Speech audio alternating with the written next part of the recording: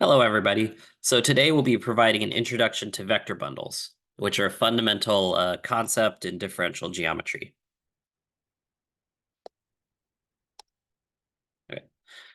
So we'll start with a discussion of the tangent bundle as a motivating example of what a vector bundle is. Then we'll go into the definition, first a little informally and then in full mathematical rigor. We'll talk about some natural notions that come up with regards to vector bundles, namely what a vector subbundle is and what it means for two vector bundles to be structurally the same, so isomorphic. We'll talk about how to make new examples of vector bundles from older examples, or original examples, which essentially is modeled on just results from linear algebra as to how to build vector spaces from new vector spaces from building blocks, essentially. And then we'll talk about sections of vector bundles, the prototypical example being the vector field as a section of the tangent bundle, and explain why these are the objects which are really relevant from the perspective of differential geometry. Okay, so what are we trying to do by introducing the concept of a vector bundle? We're trying to formalize what it means to associate a vector space to each point on a differentiable manifold in a smooth fashion. So we could, as we're moving from point to point on our underlying manifold, it's like we're moving between different tangent spaces. And ultimately, this machinery will involve quite a bit of structure. But in particular, we're going to, by putting together this base differentiable manifold and continually associating the vector spaces to them, we're going to arrive at a new manifold called the total space of our vector bundle as well, which encapsulates all of this information, as well as the vector space associated to any given point, which is what's called the fiber. Okay, so the tangent bundle is the prototypical example of a vector bundle. So recall that for a differentiable manifold, associated to each point, we have this vector space of tangent vectors at the point, right? So if we have an n-dimensional manifold, this will be an n-dimensional vector space. And then what we can do by, for each point, we're going to have a tangent space associated to that point. We can build this tangent bundle by essentially taking the disjoint union of all of the tangent spaces over the point, right? So associated to this, we have a projection map pi, which sends this tangent bundle, which projects this tangent bundle to the base manifold M. Another thing to mention about this is that the tangent bundle is going to be a 2n-dimensional manifold if the base is n-dimensional. But to see how this projection map works exactly, let's take P to be a point in a coordinate chart for M, and then V to be a vector in the tangent space at the point P. Then what this projection is doing is very natural. It's just essentially forgetting about the vector and mapping the point to itself, right? Okay. So starting with an intuitive definition of what a vector bundle is, we're going to have differentiable manifolds E and M. We're going to have a map pi. And then what we want is that E locally, in a precise sense, should look like V cross M for some vector space V. So this will not necessarily be globally true, but locally at least it should look like a product of some vector space, which is going to be given as data of the vector bundle, as well as the base.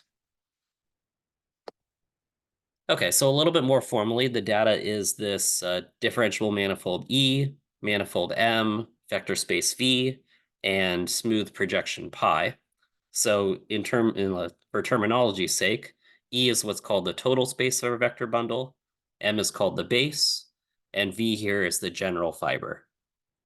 So in addition to the general fiber, since we have this data of the projection map pi, we can always take the inverse image of some point in the base, and then this pi minus 1 of that point is what's called the fiber over the point x, which is in M.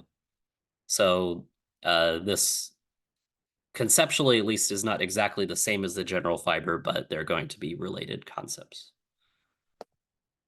Okay, so given this data, This will constitute a vector bundle if for each point on the base, there exists what's called a trivializing open set U and a diffeomorphism called a trivialization phi, which maps the preimage of this open set to V cross U, such that this trivialization restricts at a particular point to a vector space isomorphism.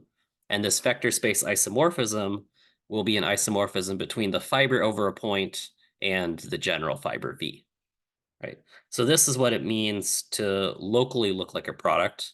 It's saying that for any open set, so local thing over the base, when we pull back, we get something in E. This pi minus 1u is going to be an E. And then this needs to be diffeomorphic, so structurally the same at the level of the smooth manifold, to this product of the vector space, the general fiber, and the open set U, right? And then it needs to restrict to a vector space isomorphism at the point, which is saying that structurally speaking, the general fiber and the fiber at a point are the same. Okay, so just as an aside, this notion of a vector bundle is an instance of a more general phenomena called a fiber bundle, which itself as a notion can be generalized. But just to briefly outline the distinction is that for a fiber bundle, the fiber doesn't need to have the structure of a vector space. It could be some differentiable manifold, for instance. And the trivializing diffeomorphism, in turn, doesn't need to restrict to a vector space isomorphism. It can be something more general, for instance, some kind of a diffeomorphism, for instance. So another important example of a fiber bundle is what's called a principal bundle. So this will be discussed in a later video, but a lot of concepts in differential geometry can be phrased either in the language of vector bundles or in principal bundles. In fact, actually, principal bundles are even more general. But both of these are going to be examples of fiber bundle. And essentially, that's the concept. Okay. So now that we have some vector bundle, let's talk about some natural notions that come up when you think about such things.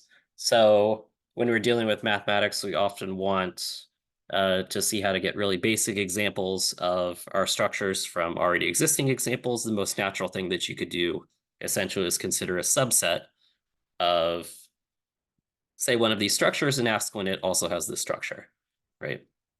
So when you talk about a vector subbundle of a vector bundle, we're going to require the data have the same base, so it should have the same base manifold. And we'll say that if we have some subset of the total space, it's going to be a vector subbundle if it's an embedded submanifold of that total space and it itself has the structure of a vector bundle. Now the fiber, the dimension of that very well could be lower dimensional, right? But it's still going to have the vector space structure.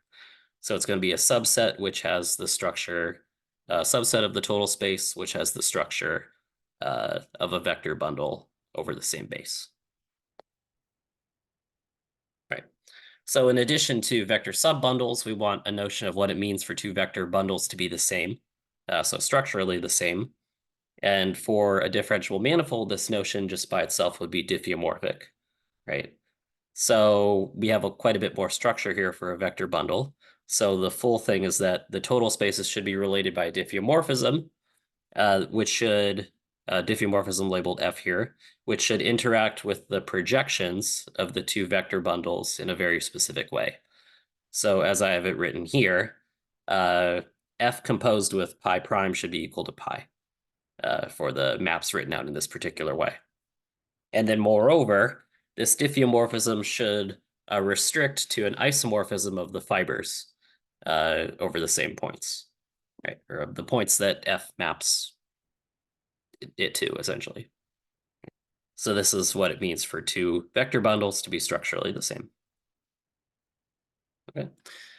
Another concept which is fundamental in the study of vector bundles is what exactly the most trivial examples of these things are. Right. So this is what's called a trivial vector bundle. So we know that via the definition, at least locally, these things are supposed to look like a product of a vector space and some open subset in the base. But it could, of course, be the case that you have a genuine product manifold. Right. So this is what would be called trivial. So A trivial vector bundle is a vector bundle that is isomorphic, so structurally the same, to a global product manifold, right? So this is going to be a product of a vector space and a manifold, for instance.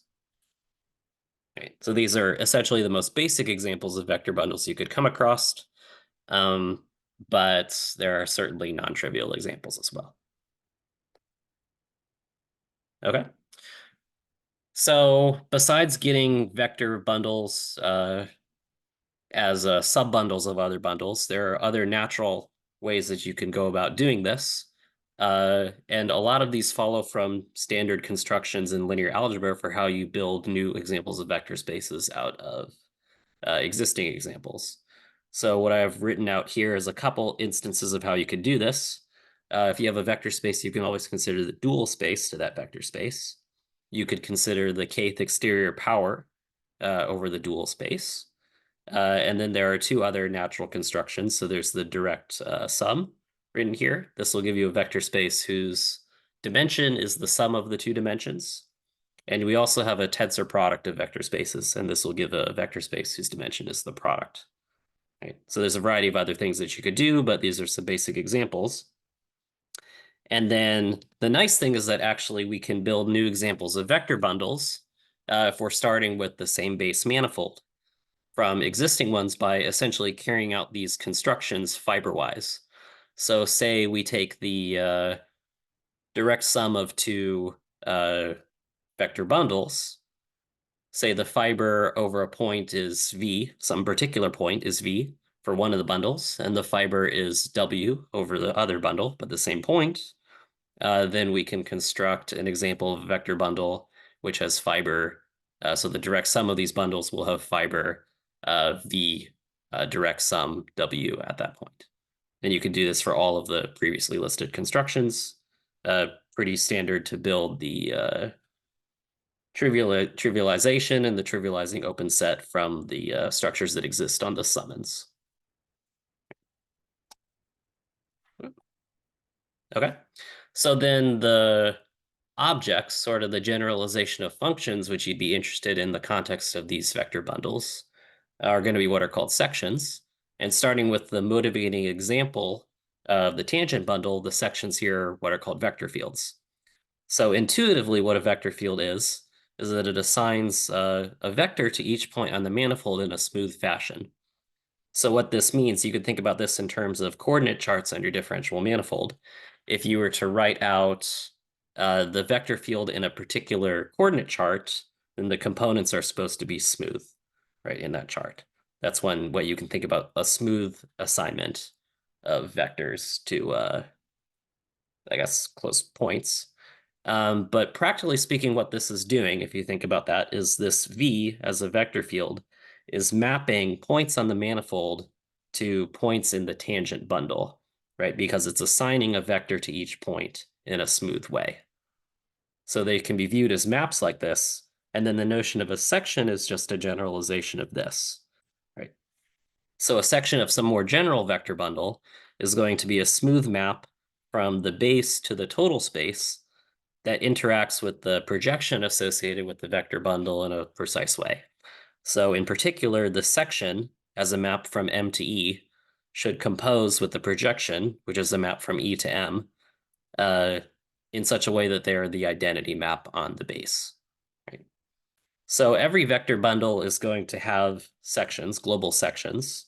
This is not necessarily the case that more complicated fiber bundles have global sections, but the zero section is a basic example. So we always have the zero vector at each, like the zero vector in each fiber. We can put this together to get a global section here. And these sections are essentially the objects of primary interest in the context of differential geometry, just as vector fields themselves and tensor fields more generally are interesting. These are the things which would be subject to equations and whatnot that you would want to study and solve, and oftentimes also have physical significance. So that's one reason they're interesting. They also can detail triviality or non-triviality of the vector bundle itself in terms of the number of global sections that you have in this case. Okay. Anyway, so I'll call it there, but we'll be talking some more about fiber bundles and principal bundles in a future video, so stay tuned.